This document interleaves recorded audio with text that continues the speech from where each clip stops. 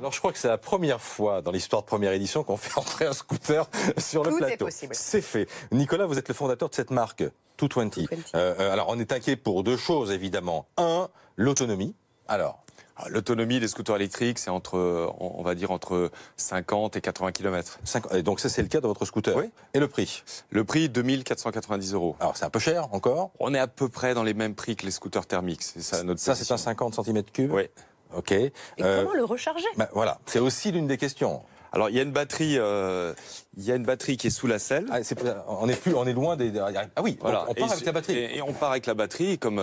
Sortez-la pour nous montrer parce qu'on en a vu une dans le reportage. Mais alors on part avec la batterie et elle se recharge. Ah oui, c'est pas rien quand même. C'est pas une petite lourd. batterie. Et elle se recharge en combien de temps à la maison? La portée.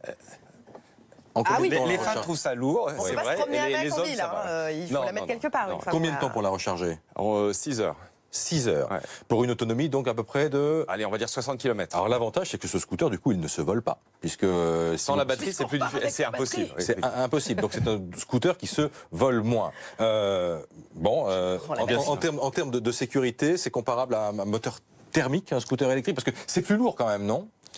Le scooter, globalement, il est à peu près le même poids.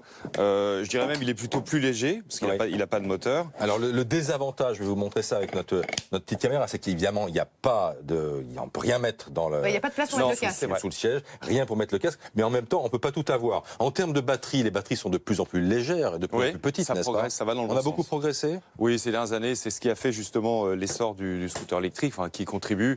Les scooters sont passés des batteries au plomb, qui étaient lourds avec peu d'autonomie, avec des batteries au lithium. Il se passe la même chose que l'automobile. Ouais. Les batteries sont de plus en plus performantes et donc l'autonomie, qui est la question numéro 1 que nous posent nos clients. Les deux questions principales au début, c'est quelle autonomie, quel temps de chargement. Et tout ça, ça s'améliore. Bientôt, il y aura des charges rapides. Bon, vous le démarrez là, ce scooter? Parce que du coup, évidemment, on imagine que ça ne fait pas de bruit. C'est d'ailleurs un problème en termes de sécurité, le fait que ça ne fasse pas de bruit. Alors, c'est une question Là, qui revient. Là, il avance. Donc, enfin, je veux dire, il roule.